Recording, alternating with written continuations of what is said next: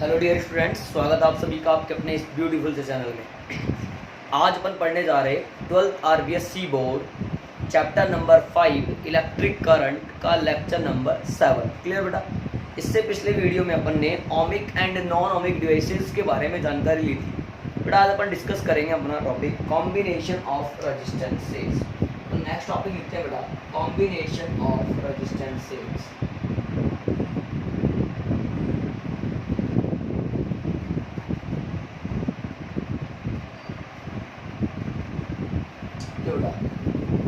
Combination of resistances. Okay, इसमें दो तरह के कॉम्बिनेशन चलते हैं बेटा। एक हमारा होता है series combination,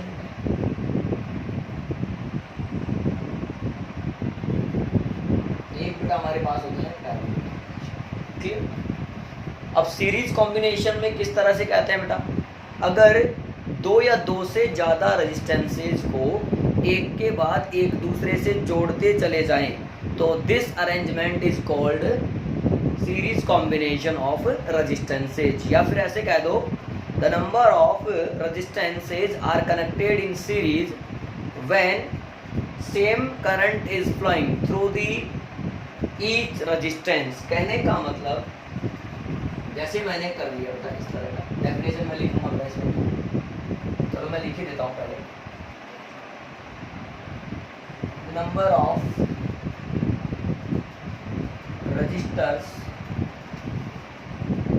are said to be connected in series when same current flows through each resistor। बेटा जो रजिस्टर्स हैं उनको सीरीज में कब कहेंगे, जब उनमें बहने वाली करंट जो होगी वो सेम होगी। तो अपन क्या करते हैं बेटा, यहाँ पर एक डायग्राम बना रहे हैं तीन रजिस्टर्स लेकर के समझाने के हिसाब से। R1 R2, ये वाला मैंने हो गया R3, this is R1 R2 and R3। ये हो गया सीरीज कॉम्बिनेशन। इसको हमने जोड़ दिया एक बैटरी से। बेटा यहाँ पे एक स्विच लगा सकते हैं आप लोग, लगाएं तो ये हमारे पास आ गई बैटरी जिसका वोल्टेज कितना है बेटा V1। यहाँ से करंट निकलेगा बेटा। अब करंट के पास एक ही रास्ता है तो सब में करंट सेम जाएगा पहले, लेकिन तीनों पर पोटेंशियल डिफरेंस अलग अलग। क्लियर बेटा? सबसे पहले इसमें थ्योरी कैसे नोट करनी है वो आप लोग देखिए। Let R1, R2 and R3 three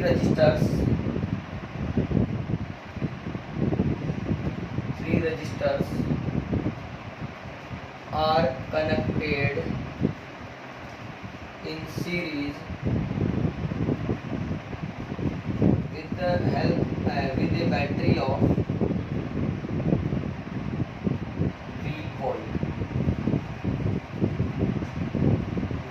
clear था? ऐसे लिखना, current I flows through each resistor।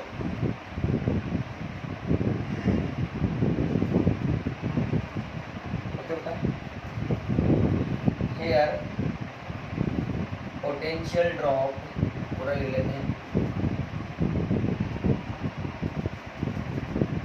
drops across R1, R2 and R3 or V1, V2 and V3 respectively।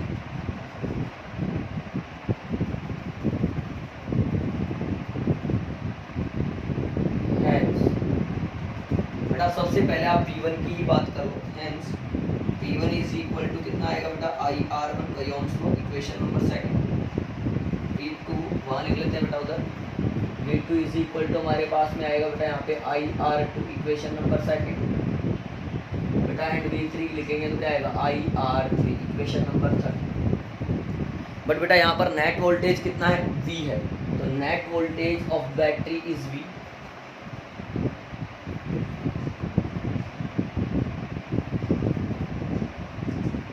V, then V is given as V1 plus V2 plus V3.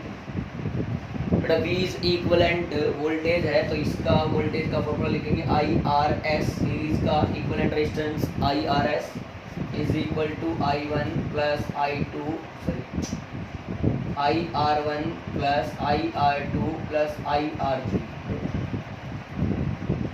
अब यहाँ से IRS as it is, बेटा इधर से क्या common नज़र आ रहा है, I कॉमन नज़र आ रहा है, तो R1 plus R2 plus R3, I से यहाँ पे I कैंसिल कर दो बेटा, तो यहाँ से RS की वैल्यू क्या आ गई प्यारे बच्चों, R1 प्लस R2 प्लस का R3। ये मेरे पास जो भी आया इक्वेशन नंबर आ गया 4। कहने का मतलब ये हुआ कि यहाँ पर जो अगर कितने भी रजिस्टर सीरीज में लगे हों उन सब का जो इक्वलेंट रेजिस्टेंस आता है वो सभी रेजिस्टेंस के सम के इक्वल आता है। फॉर n रजिस्टर्स, जैसे अपन n रजिस्टर्स की बात करें तो RS तब भी कितना आना है, R1 plus R2 plus R3 plus dash, अब चलता रहेगा Rn। ये हो गया इक्वेशन नंबर 5। यहाँ पर अपन लिख सकते हैं that is equivalent resistance of series combination of registers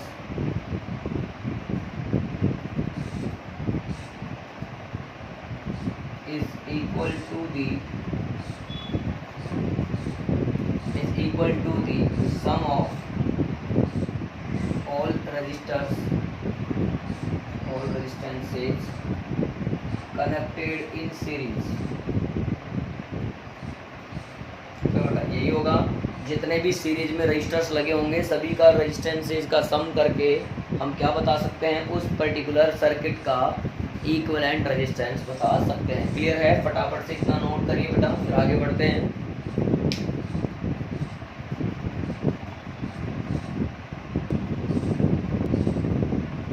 कर लिया बेटा?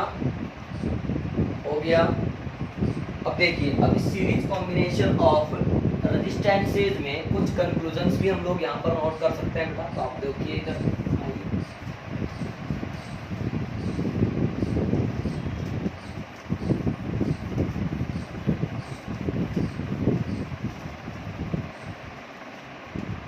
बेटा कंक्लूजन्स लिखते हैं ये, तो आप लोग पहले समझिएगा बेटा।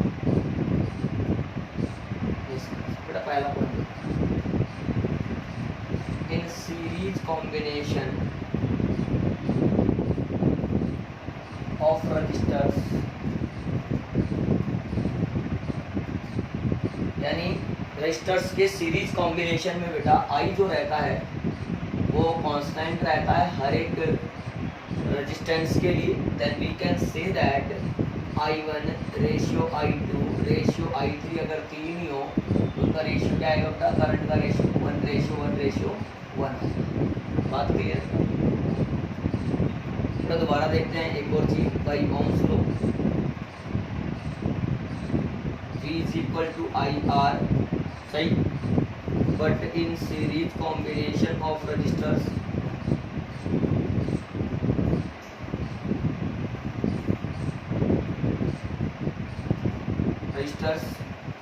I क्या है बेटा, कांस्टेंट,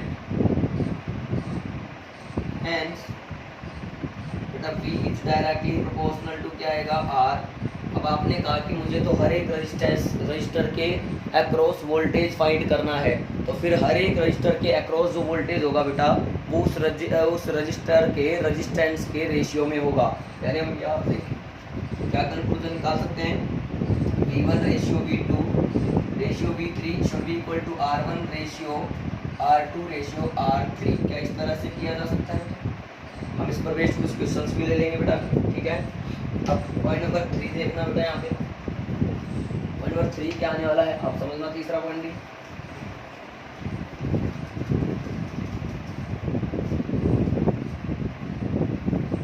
पॉइंट ये है कि अगर मान लीजिए सीरीज में n रजिस्टर्स जुड़े हों इक्वल रेजिस्टेंस के, तो कहने का मतलब if n resistors having equal resistance are connected in series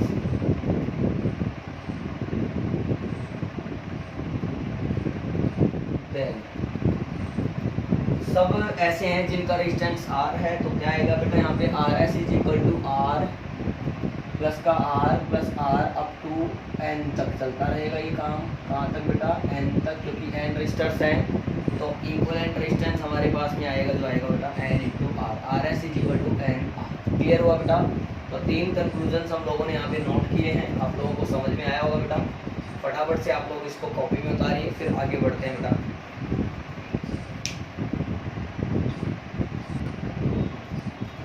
लिख लिए बेटा? हो गया नोट? ठीक है, अब आप लोग जो है हेडिंग डालिए second point of combination of resistance, जो कि है पैरेलल कॉम्बिनेशन। बेटा आप लोग सेकंड कॉम्बिनेशन को नोट करिए जिसका नाम है पैरेलल कॉम्बिनेशन, है ना बेटा? लिखते हैं पैरेलल कॉम्बिनेशन क्या होता है, आइए समझते हैं।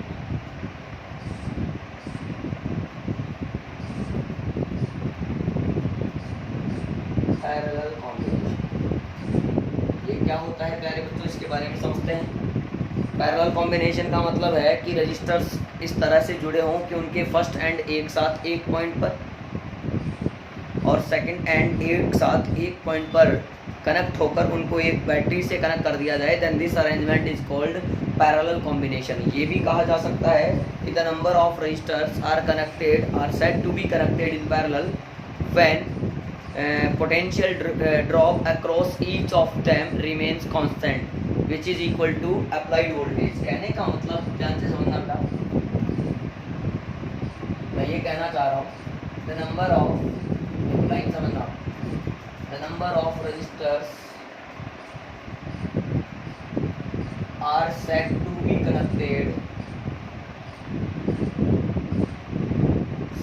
connected in parallel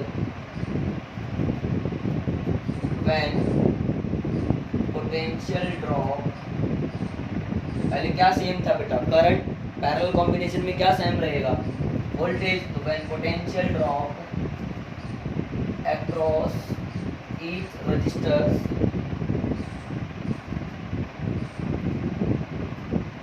remain same and equal to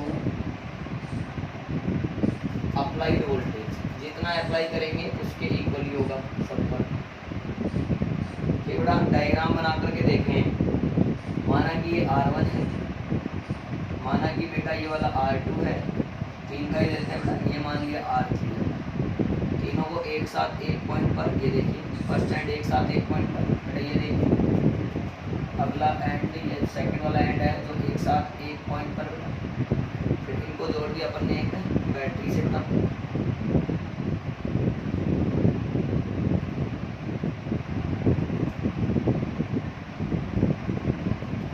volt की बैटरी हो गई बेटा यहाँ। अब जैसे यहाँ से करंट फ्लो होगा बेटा, तो करंट फ्लो जो होगा उसको यहाँ पहुँचने के बाद कितने रास्ते मिलेंगे बेटा? 3। तो I1 यहाँ से निकल के जाएगा I2 और बेटा यहाँ से निकल के जाएगा I3। क्लियर बेटा? लेकिन तीनों के लिए जो पोटेंशियल ड्रॉप होगा वो सेम होगा, V और V और V। क्लियर? पहले थ्योरी की लाइनें लिखते हैं बेटा। ये let R1, R2 and R3 3 registers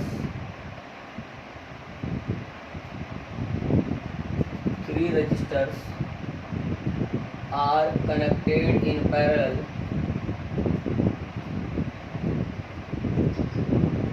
with the help of a battery। ठीक है? ओके बेटा, आगे लिखिए here potential drop across each resistors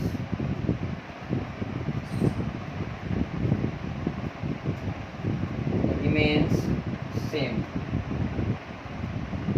ठीक है?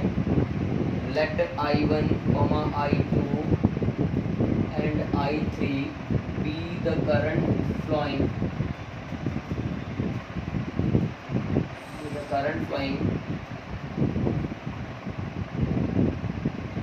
through the resistors R1, R2 and R3 respectively। Then I1 is equal to V upon R1, तो बेटा equation number first. बेटा I2 क्या आ जाएगा, V upon R2, equation number second. I3 हमारे पास में क्या आ जाएगा, V upon R3, equation number third.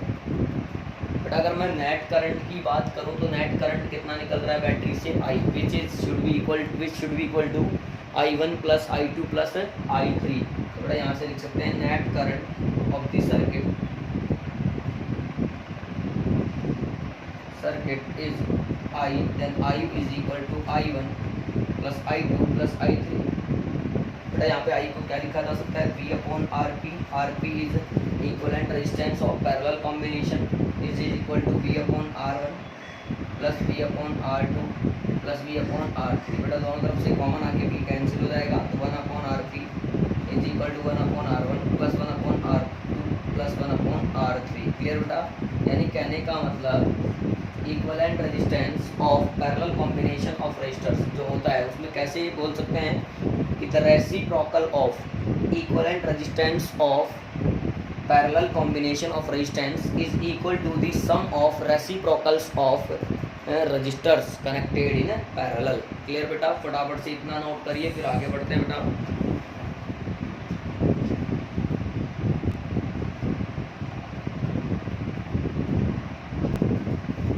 हो गया बेटा, ठीक है। अगर यही चीज़ आप लोग जो है वो एन रजिस्टर्स के लिए लिखे बेटा तो क्या हो जाएगा, ये देखते हैं इधर, फिर लाइन भी इधर आ जाएगी बेटा। अगर बेटा मैं यहाँ पर एन रजिस्टर्स की बात करूँ तो क्या कहूँगा, for n resistors 1 upon RP is equal to 1 upon R1 plus 1 upon R2 plus that 1 upon R। Equation number अगला, यानी ये आ गया बेटा हमारे पास में।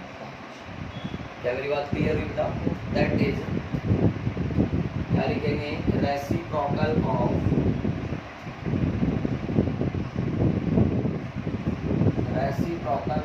Equivalent resistance of parallel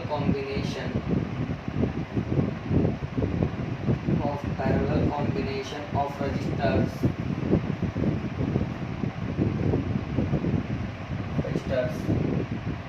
is equal to the sum of क्या आएगा, reciprocals of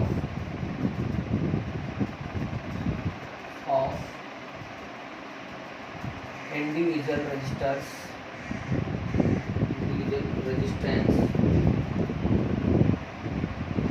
connected in parallel।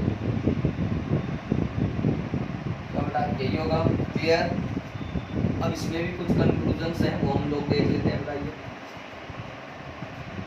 पहला कंक्लूजन बेटा क्या है यहाँ पर, in parallel combination of resistors क्या कांस्टेंट रहेगा, V कांस्टेंट रहेगा। तो बेटा लिख सकते हैं इस बात को, in parallel combination of registers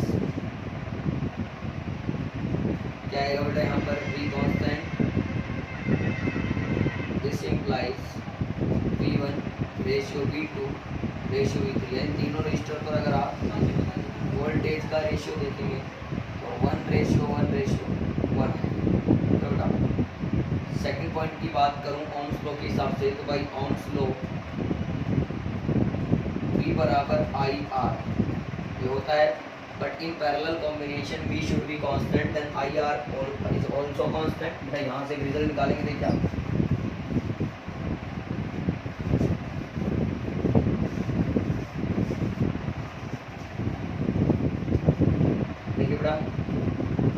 but in parallel combination of resistors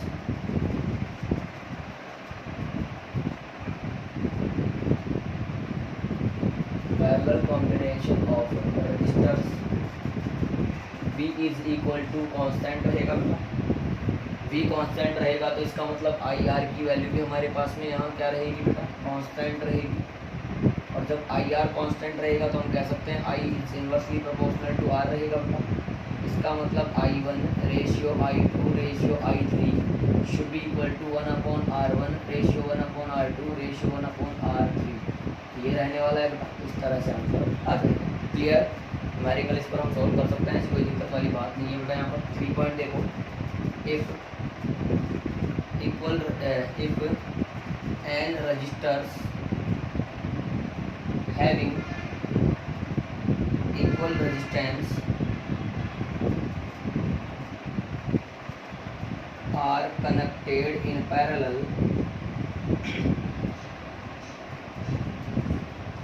then 1/RP क्या होना चाहिए, 1/R plus 1/R plus delta 1/R। कहाँ तक चलेगा बेटा ये काम, n तक चलेगा। तो 1/RP की वैल्यू क्या आनी चाहिए, n/R। इसका मतलब हमारे पास RP क्या आएगा बेटा, R/n आएगा। क्या मेरी बात आप लोगों को क्लियर है बेटा? फटाफट से आप इतना नोट करिए।